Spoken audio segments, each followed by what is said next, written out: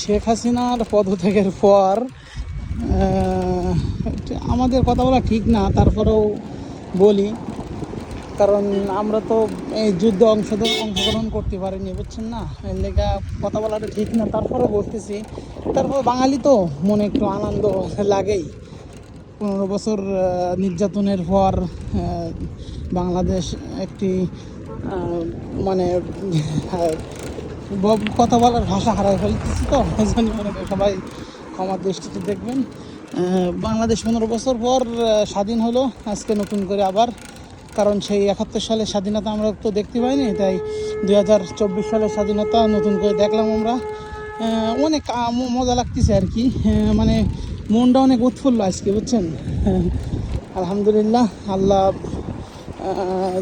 যেসব যুগে যুগে যত স্বৈরাচার যেমন